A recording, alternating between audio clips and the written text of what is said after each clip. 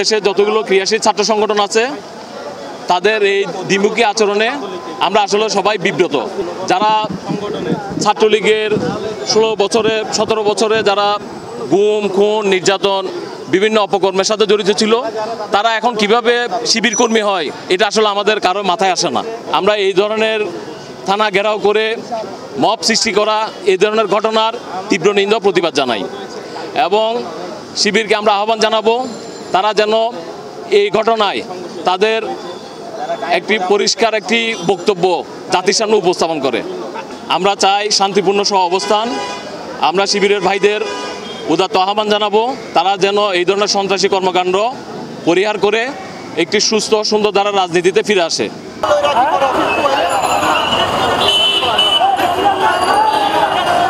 আসলে যেটা খাবারের বিষয় বললেন কিংবা কোচিংয়ের বিষয় বললেন তা আসলে হাস্যকর, মিথ্যার উপরে দাঁড়ায়। কারণ গতকালকের রাতে যে ঘটনা তা হচ্ছে প্রেক্ষাপট ভিন্ন, আর ওরা এখন আজকে সকালে যা বলছে তা তো পুরোই ভিন্ন। আসলে একটি হাস্যকর। আসলে যারা মিথ্যার আশ্রয় প্রশ্ন দীর্ঘদিন চলেছে তাদের ওই পুরাতন অভ্যাস আসলে তারা এখনো ছাড়তে পারছে ছাড়তে পারছে না। কারণ তা আজকে গতকালকে ঘটনার সাথে আজকে যা বললো ব্রিফ করলো তার সাথে কোনো মিল নেই। গতকালকে যে ঘটনাটা হলো, আমাদের মহসিন কলেজের ছাত্রদলের সদস্য সচিব এবং যুগ্ম আহ্বায়ক বিন্দুরা মিলে ছাত্রলীগের একটি কর্মীকে পুলিশের হাতে তুলে দিল। চাইলে মারতে পারতো বা অন্য কিছু, কিন্তু তা করে নাই, কারণ আমরা সবসময় আইনের প্রতি শ্রদ্ধাশীল। এবং 2022 সালে আমাদের কমিটি যখন দিলাম মহসিন কলেজের, আমাদের সদস্য সচিব জাহাঙ্গীরকে হাতে কোপ মেরেছিল, ধারালো অস্ত্র দিয়ে কোপ মেরেছিল। ওই ছেলেটা এখনও আছে, তাকে যখন পেয়েছে পুলিশের হাতে উঠাই দিল এতটুকু। এখন ওই ছেলে যদি নতুন করে শিবির করে বলে, শিবিরের লোকজন যদি নিয়ে উদ্ধার করার জন্য আসে, থানাও ঘেরাও করে আমাদের ছেলেদেরকে মারার চেষ্টা করে, তাকে ছাত্রদল মেনে নিতে পারে? কারণ তাদের এটা পরিকল্পিত একটা মুখ ছিল। কারণ তারা মনে করে চকবাজার তাদের পৈতৃক সম্পত্তি। আরে চকবাজার কি কারো পৈতৃক? চকবাজার যারা আছে সবার, এটা কারো একক পৈতৃক সম্পত্তি মনে করা অসম্ভব।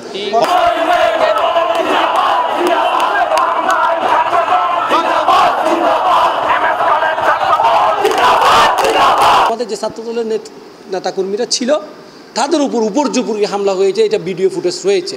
এবং তাদেরকে হামলা করে তাদেরকে পুলিশে কিন্তু থানার মধ্যে তাদের কাস্টডির মধ্যে রেখে দিয়েছে, তাদেরকে বের হতে দিচ্ছে না।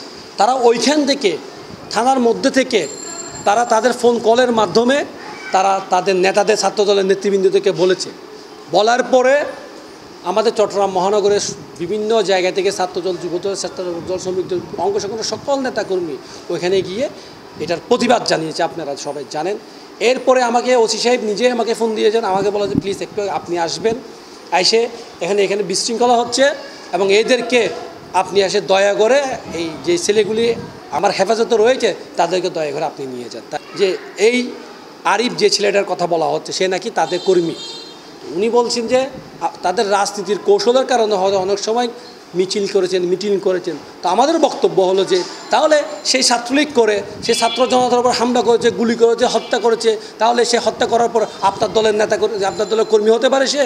তা আপনি এসে ওপেন বলেন যে সে একসময় ছাত্রলীগ করতো, এখন এসে সে আমাদের জামাত শিবিরের সে নেতা, সেটা বলেন আপনি জনগণের সামনে, সে কথাটা বলেন। আমি মনে করি যারা ইসলামের নাম দিয়ে যারা এই যে ধর্ম রাজনীতি করছে, এই সমস্ত কথা তাদের মুখে মানায় না। তো আপনারা জানেন, আপনারা মিডিয়া ভাইয়েরা সারা রাত ছিলেন, আমরাও সারা রাত ছিলাম এবং আমাদের তখন কষ্ট হয় কোথায় জানেন, যে থানার মধ্যে আইন শৃঙ্খলা বাহিনীর সামনে যে আমাদের ছাত্রদলের নেতাকর্মীকে বেধড়ক পিটিয়েছে, এইটা কিভাবে মেনে যাওয়া যায়, এটা আমি আপনাদের কাছে প্রশ্নটা ছেড়ে দিলাম। তারা দলত যাবেন লাই, তারা নির্বাচন নগরিয়ে তারা বাংলাদেশে এককভাবে রাজনীতি করিবেন লাই, তারা ক্ষমতা যাবেন লাই, আর বিএনপির উপর ছাত্রদলের উপর নিক্ষেপ করিয়ে অত্যাচার করিয়ে অবিচার করিয়ে ইউনের প্রতিবাদে যেন নাকি গতা হালিয়ে যে ঘটনাগান ঘটতে চকবাজার মধ্যে উত্তেজিত হয়ে শান্ত পরিবেশের অশান্ত করি ফেলে এই বললে জামাত শিবির গুপ্ত শিবির বট বাহিনী।